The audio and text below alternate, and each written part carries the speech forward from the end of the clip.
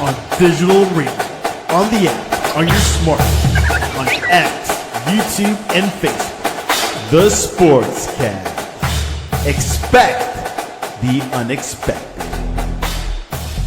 The Donut Bag presented by The Sportscast.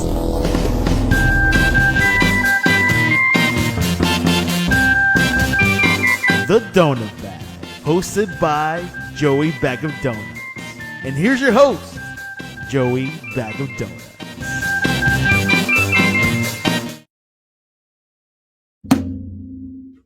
Hi. Welcome to the Donut Bag, part of the Sportscast Network.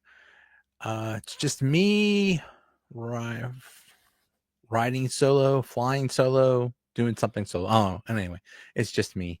So this might be brief. Maybe it will, maybe it won't. I don't know. We'll see. You can join in on the conversation if you go to youtube.com/@JoeyBagOfDonuts V7F. I think you could also reply in Twitter. I'm not sure about that, but I think usually when people comment, it is through YouTube. So what is there to talk about? Steelers 21, Patriots 14. What a weird game. Here's what I said before the game. Here's how I predicted it. I said the Patriots are not that good. The Steelers defense cannot possibly be this bad, and maybe the offense will improve and they'll win 27-20. So I was close. I had them winning by 7, and so I think I was sort of accurate by that. But the Patriots were better than I thought, and I keep seeing all day the debate of people very angry about this game or people happy about this game, saying a win is a win.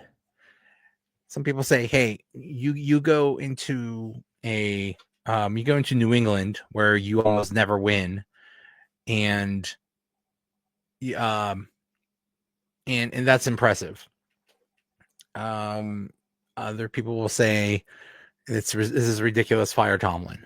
I've seen that so much. It's people so angry about winning, and I want to address that. Let's talk about the whole fire Tomlin thing. First of all, he's not going anywhere. Sorry, he's not going anywhere this year. He's not going anywhere next year. Maybe I believe the contract he signed was a 3-year deal that goes through 2027 or something like that. So maybe if things go bad, and I mean really bad, they won't renew his contract. But they are not paying him and then another coach to coach this team, considering they're paying him like almost $20 million. That's not happening. So he's not going anywhere. Second of all, this was a transition year. This is a bridge year. This year doesn't count. This year is all about next year.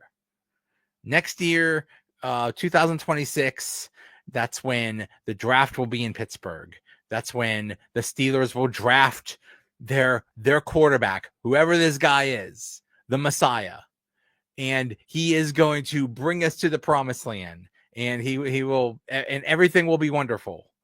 And you know, he will not be a bust of a quarterback, even though a pretty good majority of quarterbacks turn out to be busts. No, he will be perfect. He will be the next Bradshaw. He will be like if Terry Bradshaw and Ben Roethlisberger had a baby, and Tom Brady was involved also. It's going to be the most wonderful quarterback ever, and we're going to draft him, and then everything will be wonderful. So this whole, complaining about Tomlin now, it means nothing. Second of all, the thing I keep hearing today is, well, it's September football. We've heard it all month. September football. And I think there's something to that. When you consider how many changes they made to this roster and how little everybody, like the starters actually played in training camp and preseason, and that's what happens everywhere. Yeah, they still need time to gel. So, okay, let's have that as an excuse. We'll see. We'll see. I don't know. There's no good reason why they should have won that game. It is they had no business winning that game. Causing all the way that the Patriots were driving down the field, and then just as they were about to score, getting a turnover, a fumble, or an interception, or something like that, so many times. That's just, I mean, it's not luck because the Steelers caused those turnovers. But my goodness, this is not a way to win. But we've been saying that for like 5 years now. We've been saying these kind of wins are not sustainable. But, and usually the statistic is in one score games, you're like 500. You win some, you lose some, and that's how it goes. Not with the Steelers. The Steelers excel in one score games. Why? Because they're built for one score games. It's ridiculous. But you know what? It kind of sucks as a Sophie. Come here. So I actually do have a co-host today. Come on, come up here. Here's Sophie. She is my co-host. Hi, say hi, Sophie. Okay, so she's my co-host. She has to hear me talk all the time. Look at the camera. She has to hear me talk about the Steelers all the time. So she knows all about it. And what was I saying? I was saying, this is the brand of football that the Steelers play really sucks. It's not exciting. But we were spoiled. We were spoiled with some of the best, the best players. That they say you either, to win in the NFL, it's either the X's and O's or the Jimmies and Joes. And the Steelers had the best Jimmies and Joes. They had one of the best quarterbacks in Ben Roethlisberger. They had probably the best wide receiver in Antonio Brown. They had one of the best running backs in Le'Veon Bell. And Steelers games were so much fun. They'd put up, Ben would throw for 5 touchdowns and stuff like that. And it was amazing. And then they went away and now they're all gone. And then we got stuck with Kenny Pickett and Mitch Trubisky and Russell Wilson and all this and Najee Harris and all this crap. Right, Sophie? Yes. Did you like Kenny Pickett? No, you didn't. Now we got stuck with crap. But that's I know. I agree, Soph. But that's the NFL. Look around. Look around at the NFL. All you people say, "Oh, Tomlin has to go." And by the way, I agree with you. He's been here too long. I'd be fine with him going. And people say, "Well, he could get another job somewhere else." Then go. You know what? Andy Reid was a good coach with the Eagles, and he had to go. It happens. He's just outworn his welcome. You can't stay at one place for I know the Steelers love stability, but you can't stay at the same place all the time. So yeah, but Tomlin isn't going anywhere. But anyway, look around at the NFL. Basically, you have 3 good teams. Ravens, Eagles, Bills. Maybe the Chiefs. Maybe. But I don't know what the heck's going on with them. There's just some weird stuff going on there. But the rest of the league, and then you have your really bad teams. Dolphins, Browns, Jets every damn year. You have your really bad teams that usually lose all the time. The rest of the league, the other like 20 some teams, they're all in this mushy middle. They're all in this just maybe they'll win, maybe they'll lose every week. Every week it's the same thing. That's how the league is. So you get mad. You get mad because the Steelers win. Like, it's hard to win in the NFL. And as much as I think Tomlin needs to go. I don't think they're gonna win a championship with him anymore. But he wins. and he keeps doing it. So we'll see. We'll see. I'm just so tired of the talk. I was just appreciate the wins. This was never going to be a Super Bowl team. We knew this. And another thing, people say, "Oh, they're going all in." It's like, no, they're not. They didn't mortgage the future for this year. If anything, they're what was the opposite of mortgaging the future? They reverse mortgage the future. They have 1 million draft picks next year. They're all geared up for 2026.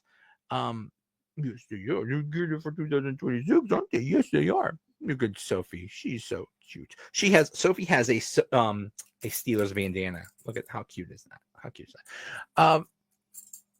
But yeah, this year was just for fun. It's like, let's get this. Basically, this whole year is, let's get this old guy on a 1-year contract and see what happens. Aaron Rodgers, Jalen Ramsey, just let's just see what happens. So they're not. This isn't Super Bowl or bust or anything like that. They were just trying something. So let's just be along for the ride. Yes. But have we seen any progress over the last 3 weeks? If you remember the Jets game, the offensive line was absolutely horrible, and Rodgers got sacked many times. The Seahawks game, the offensive line was still pretty horrible, a little bit better. And I think Rodgers still got sacked sometimes. This game, he did not get sacked, which is pretty impressive because the Patriots defense, I think, creates a lot of sacks.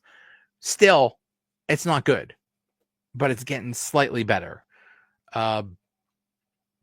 People say, well, why didn't Aaron Rodgers, why weren't there more deep throws? Why didn't he throw more in the middle of the field and this and stuff like that? Like this? Because he's getting rid of the ball as quickly as possible. Yes, he is. He's getting the ball so quickly. Excuse me. So the offensive line still needs work. One thing that's a little concerning is, I guess, the offensive line in the middle is a little bit suspect, and Zach Frazier is supposed to be really good. So I don't know if he's having a sophomore slump or whatever. I don't know. Also, Fautanu is not having a great time, which we expected him to be some like ready-made, some like perfect, flawless player that's never going to make mistakes. He's basically still a rookie. So I mean, you just got to deal with that. Broderick Jones, he's Broderick Jones. We'll see what happens. Hopefully, he's not a total bust. We'll see. I don't know. That's a little scary. So the offensive line getting a little bit better, still not great. Now the defense, they got better. If you remember in the Jets game, the Jets ran for I believe 8,970 miles on the Steelers, I believe. And the Seahawks ran a lot on them also. The Patriots were somewhat successful running, but really that was a little bit deceptive because like a lot of the Patriots runs were Drake May escaping and scrambling. He's pretty good, and he's going to be pretty good. And that's why I said the Patriots are just not that good. They just don't have a great roster right now. So it's just not their time yet. If they were a better team, they would have won that game yesterday. But look who stood out. Cam Hayward. Cam Hayward was a force. He caused fumbles. He caused interceptions. He was a monster out there. He was vintage Cam Hayward. TJ Watt did something that was nice.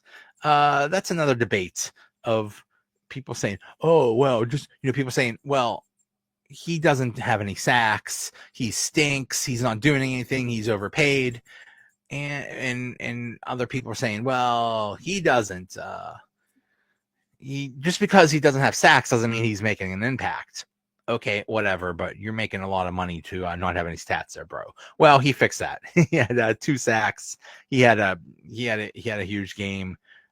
So hopefully we see more than that. But that's kind of, they're 2 of the highest paid players on the team, so that's what you expect. But still, amazing game. And no, they're not going to cause that many turnovers every game. So we'll see. But the defense a lot better. And considering who was out for the game, there's no what's his face, the linebacker, Highsmith. There was no Highsmith. There was no Joey Porter Jr. There was no Deshaun Elliott. Considering, and they were basically a new defense to begin with. That's why we're getting all these quote unquote communications issues, which seem to have happened all the time. Yes, they have communication issues. Yes, they do. Considering that, that's impressive. But what's his name? Who is the player that just came up for Jabril Peppers was a former Patriot, and he caused a fumble that had to feel good. Also, the defensive lineman Ukulele or whatever the heck his name is, he was also a former Patriot. He had a good game too. Also, the debut of Derek Harmon, first round draft pick. And the joke was, well, the defensive line was so bad because Derek Harmon's out there, and you wait till Derek Harmon shows up, he's going to fix everything. Well, he didn't exactly fix everything because he was kind of on a pitch count, but he did help things. And for a first game, he had a sack. I think he had some tackles. Very promising, very very good. Hopefully, we'll see more from him. So we will see.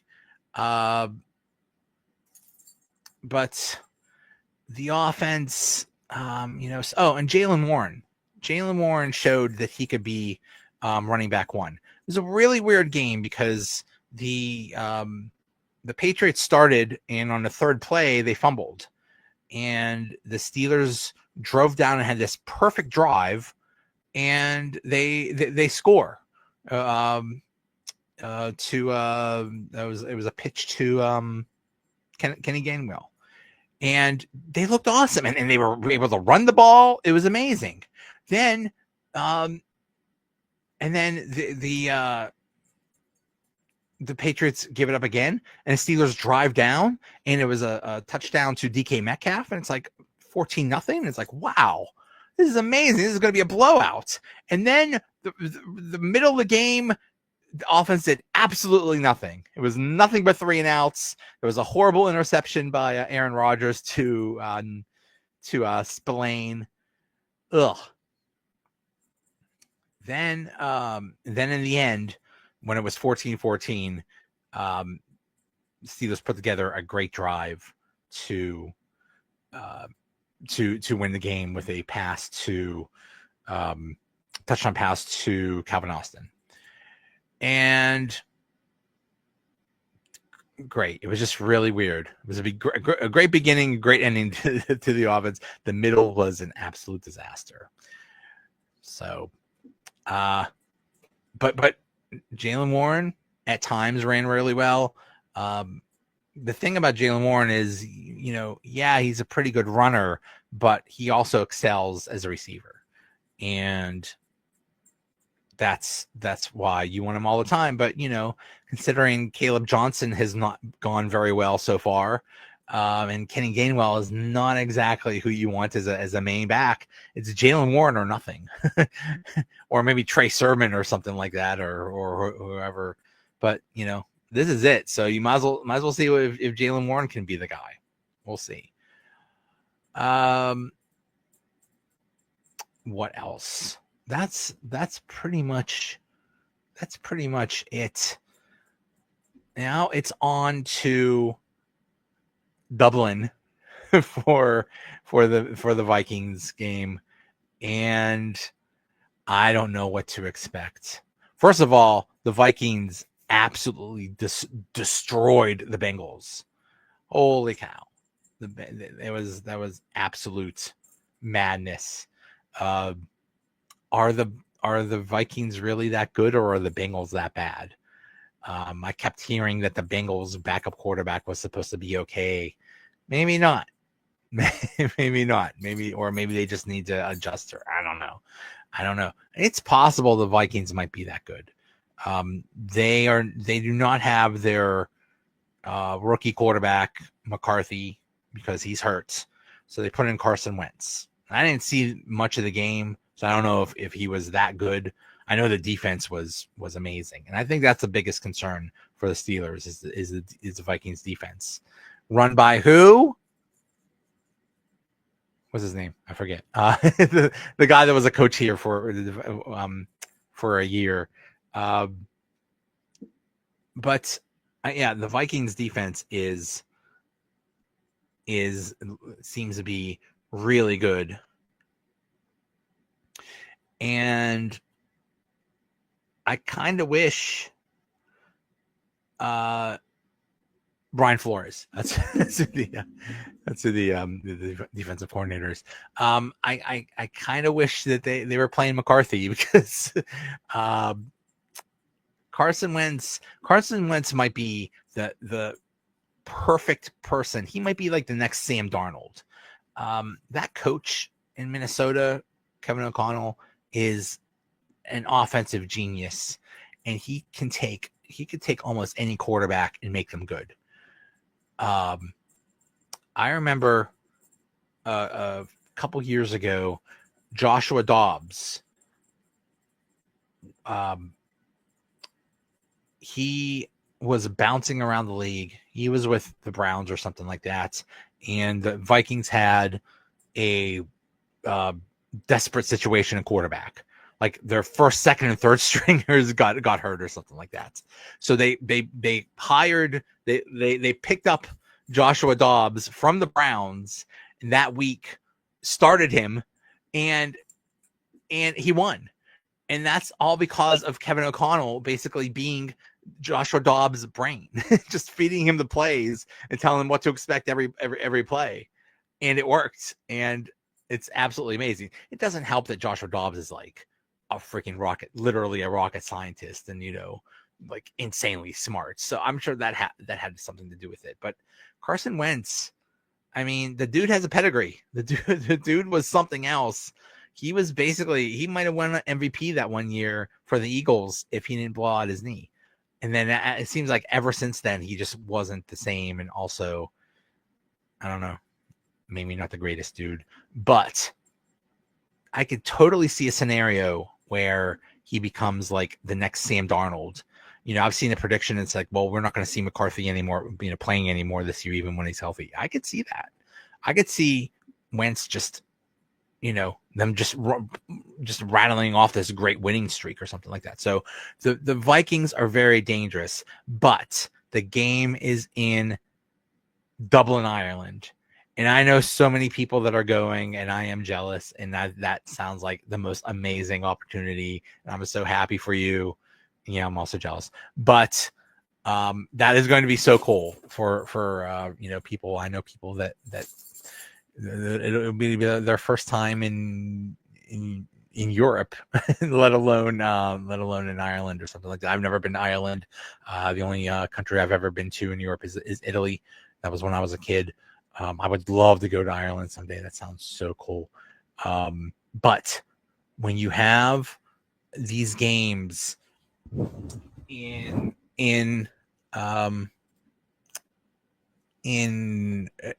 different areas, like when they play in Brazil or London or wherever the heck they're playing these games, wherever you have a different situation, there's no home field advantage. The field is weird. The conditions are weird. But what really concerns me is I remember the last time they played in Europe, in London, the Steelers, they got destroyed. I think that was the year they started 0-4 or something like that.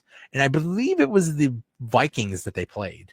and they lost. And one of the reasons that they lost was because they waited to the last minute to travel over to Europe. And there's a 6-hour difference between Eastern time zone and Europe. And that was one of the reasons that was cited, is we waited too late to travel there, and our bodies were all messed up, and that's why we lost. So obviously they've learned their lesson, and they're not going to wait till the last minute to travel to Europe. Right? Wrong. I think they're doing the exact same thing. So I hate to say this, but I think this is almost a guaranteed win for the Minnesota. Now, Minnesota is in a weird situation. They're playing 2 games in a row in Europe, which is weird. I guess they're playing one in Dublin this week, and then I'm guessing in England a week later. So that is weird. I think eventually there's going to be just teams based in Europe. I think there's going to be like a whole division of teams, like 4 teams in Europe. I don't know how the heck that's going to work, but I see that someday in the future. So it's crazy, but we'll see. Now, keep in mind, the game is at 9:30 a.m. on Sunday Eastern time. So 9:30 in the morning, which would be what, 3:30 Dublin time. I think this is the first game ever in Ireland. I'm not sure. But this just has the potential to be, I don't know, not good for the Steelers. I am not expecting a win here. There's just so many things going against the Steelers. You have the weird venue, the weird situation. Minnesota looks good. I don't know.